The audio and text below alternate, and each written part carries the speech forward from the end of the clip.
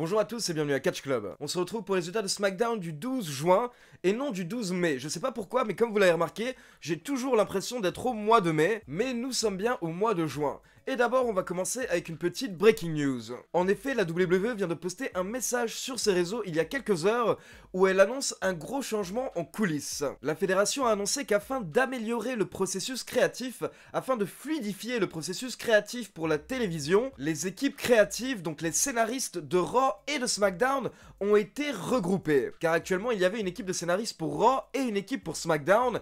L'équipe de Raw était dirigée par Paul Heyman, qui était le directeur exécutif de Raw, et l'équipe de SmackDown était dirigée par Bruce Pritchard, qui avait récemment remplacé Eric Bischoff. Mais la WWE a donc annoncé que les deux équipes de scénaristes de Raw et de SmackDown ont fusionné, et surtout cette nouvelle équipe est maintenant dirigée uniquement par Bruce Pritchard. Donc Paul Heyman n'est plus à la tête de Raw, et la fédération précise que maintenant Paul Heyman va se concentrer sur son rôle de performeur, notamment en tant que manager de Brock Lesnar. C'est assez intéressant de voir qu'il y a un an au mois de juin, la WWE avait tout changé, et un an plus tard, elle change tout à nouveau. En effet, l'année dernière, au mois de juin, Vince McMahon avait séparé les équipes de Raw et de SmackDown, et il avait mis Paul Heyman à la tête de Raw et Eric Bischoff à la tête de SmackDown. Concernant Eric Bischoff, ça n'avait pas du tout marché, apparemment ça ne fonctionnait pas avec lui, et Eric Bischoff avait été remplacé au bout de quelques semaines par l'un de ses meilleurs amis, Bruce Pritchard. Paul Heyman aura réussi à tenir un an, une année durant laquelle il a essayé de mettre de nouveaux noms en avant du côté de Raw, mais malheureusement Paul Heyman quitte également maintenant l'équipe des scénaristes.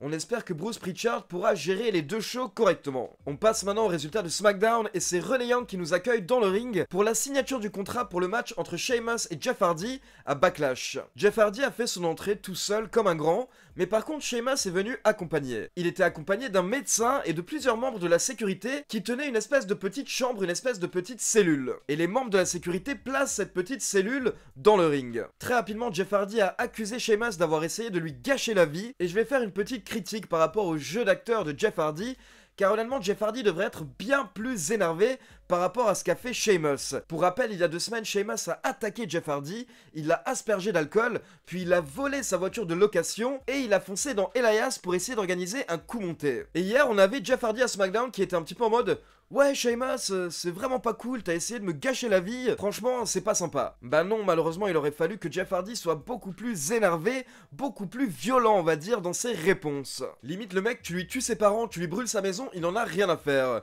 Ouais non Sheamus, franchement c'est pas cool ce que t'as fait, c'est pas très sympa. Puis Sheamus nous a expliqué que son avocat a convaincu les officiels de la fédération de faire un test d'urine à Jeff Hardy afin de vérifier qu'il est totalement clean avant leur match à Backlash. Car Sheamus dit qu'il ne veut pas monter dans le ring avec un junkie. Jeff Hardy répond alors en disant « Mon nom est Jeff Hardy ». Et je suis un alcoolique. Puis il dit que s'il doit passer un test urinaire afin de pouvoir affronter Sheamus, alors il va le faire. Sheamus nous explique qu'habituellement il faut 24 heures pour avoir les résultats du test, mais là il a payé un test spécial avec un résultat rapide. Donc Jeff Hardy entre dans cette petite pièce que la sécurité avait amenée dans le ring, et il pisse dans un verre. Donc bien entendu on ne le voit pas à la caméra, mais on voit Jeff Hardy qui ressort et qui donne un gros bocal bien rempli au médecin. Pendant ce temps, Sheamus continue de se moquer de Jeff Hardy, ce qui fait qu'au bout d'un moment, Jeff Hardy pète un câble. Il dit à Sheamus qu'il est très énervé, mais au moins il ne s'est pas fait pisser dessus. Et là, Jeff Hardy prend le verre de pisse et il le jette directement au visage de Sheamus. Donc Sheamus se retrouve recouvert par l'urine de Jeff Hardy. Bien entendu, je le précise pour les très jeunes fans, mais ce n'était pas vraiment de l'urine. Et Jeff Hardy quitte le ring en train de célébrer pendant que Sheamus est en train de péter un câble dans le ring et il est en train de tout casser. Et les catcheurs qui étaient dans le public ont notamment lancé le chant « Tu t'es fait pisser dessus ». Là honnêtement on est dans un angle typique et cliché de la WWE avec les blagues pipi caca etc qui plaisent apparemment beaucoup à Vince McMahon. Moi je vous avoue que je trouve ça un petit peu bizarre d'un côté d'être très sérieux et de jouer sur les démons de Jeff Hardy et sur ses addictions, et 2 semaines après faire un angle avec du pipi qu'on jette au visage de Sheamus. Personnellement, je ne suis pas fan de l'angle. Après, ce n'était pas mauvais. Je ne le critique pas, ce n'était pas mauvais. Mais on va dire que c'est pas quelque chose qui me fait réagir plus que ça. N'hésitez pas à me laisser vos avis par rapport à cet angle dans les commentaires. Quelques instants plus tard, on peut voir Sheamus qui est en train de se nettoyer en coulisses. Et le docteur vient l'informer que les résultats des tests de Jeff Hardy sont négatifs. Donc Jeff Hardy n'a pris aucune drogue ces derniers temps. Et il n'est pas non plus sous l'emprise de l'alcool. Et Sheamus a l'air très choqué, il a l'air étonné par cette nouvelle.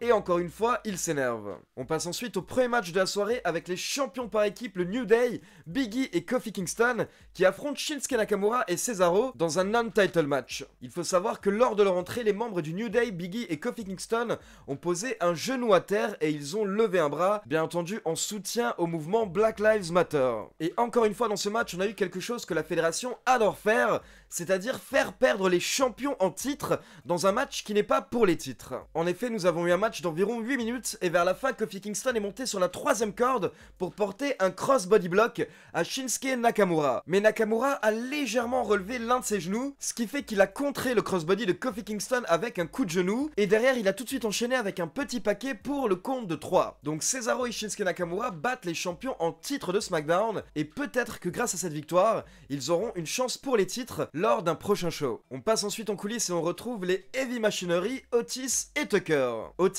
a les yeux bandés car Tucker explique à Otis qu'il doit pouvoir utiliser ses autres sens. Puis Mandy Rose arrive et elle fait un bisou à Otis, mais comme Otis a les yeux bandés, il ne comprend pas et il pense que c'est Tucker qui l'embrasse.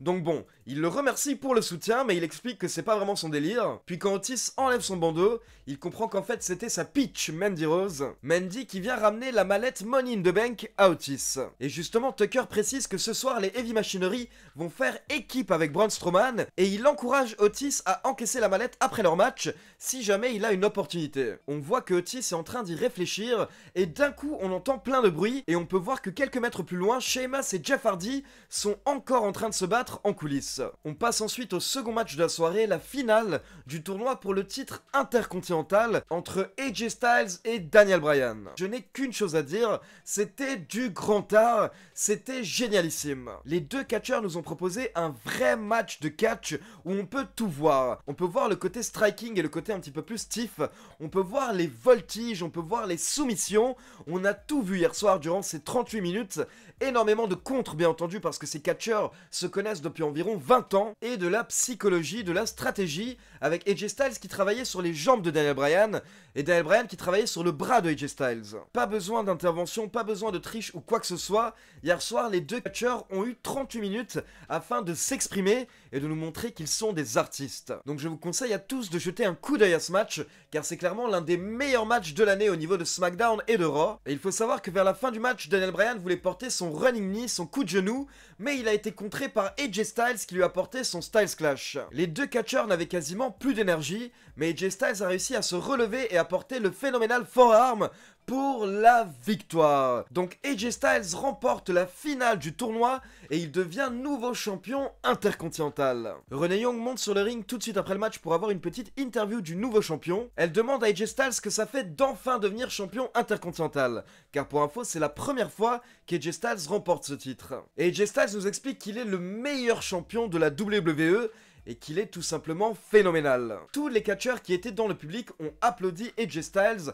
mais également Daniel Bryan, et les commentateurs ont précisé que Daniel Bryan mérite une standing ovation pour sa performance. Comme l'ont précisé plusieurs médias et plusieurs fans, on se demande si c'est pas plutôt AJ Styles et Daniel Bryan qui devraient avoir une rivalité avec le plus grand match de catch de tous les temps, au lieu de Randy Orton et Edge. Mais bien entendu, après c'est une question de goût. Puis on a le droit à une petite vidéo qui nous récapitule ce qui s'est passé la semaine dernière, avec The Miz et Morrison qui jouaient des mauvais tours à Braun Strowman, jusqu'à ce que Strowman s'énerve et qu'il retourne le van dans lequel se trouvaient Miz et Morrison. Strowman nous dit que la semaine dernière, The Miz et Morrison ont cassé le pare-brise de sa voiture, mais ce n'est pas grave car un pare-brise ça se répare. Par contre, lors de Backlash, Braun Strowman va tellement démolir The Miz et Morrison que rien ne pourra les réparer. Puis Strowman explique qu'il n'est pas d'humeur à jouer avec la mallette Money in the Bank, etc.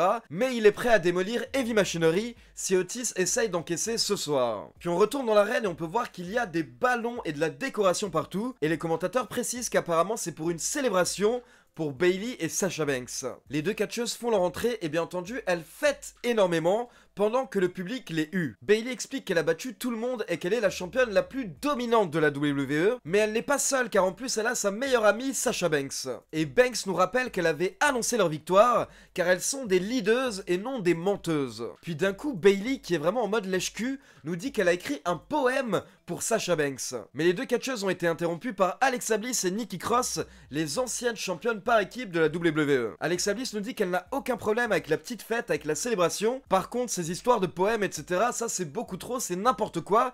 donc Alexa Bliss était obligée d'intervenir. Et alors que les deux équipes sont face à face dans le ring, on peut voir les Iconics qui apparaissent sur l'écran géant. Les Iconics nous rappellent qu'elles ont mis fin au premier règne de championne par équipe de Sasha Banks et Bayley l'année dernière à WrestleMania 35. Puis elles donnent un petit conseil à Sasha Banks et à Bayley. Elles disent aux championnes qu'elles ne devraient pas tourner le dos à Alexa Bliss et à Nikki Cross. Car Bayley et Sasha Banks regardaient l'écran géant, donc elles s'étaient tournées.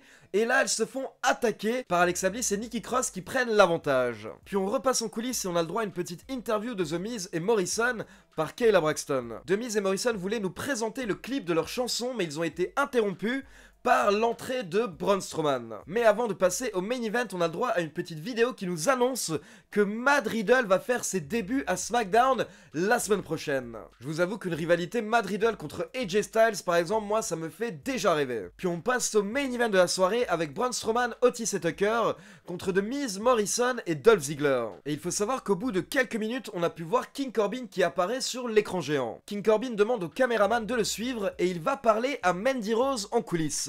Pour rappel, la semaine dernière, Otis avait volé la couronne de King Corbin et Corbin vient demander à Mandy Rose si c'était son idée. Bien entendu, Otis voit toute cette scène sur l'écran géant, donc il quitte le main event, il quitte le match pour retourner en coulisses. Pendant ce temps, Mandy Rose répond à King Corbin que ce n'était pas son idée, il cherchait simplement à s'amuser la semaine dernière à SmackDown, ce n'était rien de méchant, et King Corbin répond qu'il sait que Mandy Rose fantasme sur lui. Mais là, Otis arrive et il attaque violemment King Corbin en coulisses, jusqu'à ce que les deux catcheurs soient séparés par les officiels. Pendant ce temps, le match continue dans le ring pendant plusieurs minutes sans Otis, et avec les heels qui s'acharnent sur Tucker. Mais finalement, Otis a fait son retour accompagné par Mandy Rose. Et comme on l'avait déjà vu ces dernières semaines, au final, Otis et Braun Strowman ont très bien travaillé ensemble. Otis a notamment jeté Dolph Ziggler à l'extérieur du ring, puis il a demandé à Braun Strowman de faire son tour du ring, où il fonce dans tous les adversaires. Et Strowman a fait voler The Miz et surtout John Morrison contre les vitres en plexiglas. Puis Strowman a rejeté Dolph Ziggler dans le ring pour que Otis puisse porter sa chenille, sa fameuse descente du coude, pour la victoire. Et le show se termine avec Otis, Tucker, Mandy Rose et Braun Strowman qui fêtent ensemble. Mais on peut voir que Otis regarde un petit peu Strowman du coin de l'œil pendant qu'il a sa mallette dans les mains. Donc voilà, c'est tout pour les résultats de SmackDown. Maintenant, comme d'habitude, c'est à vous. N'hésitez pas à me laisser vos avis dans les commentaires. Est-ce que vous pensez que Otis va encaisser lors de WWE Backlash? Et bien entendu, n'oubliez pas de liker la vidéo, de vous abonner à la chaîne et de cliquer sur la petite cloche pour être informé de la sortie des prochaines vidéos. On se retrouve dimanche à 20 h pour un live kick-off WWE Backlash où on parlera un petit peu de toutes les news de la semaine et on fera un point sur la carte de Backlash. Ciao tout le monde!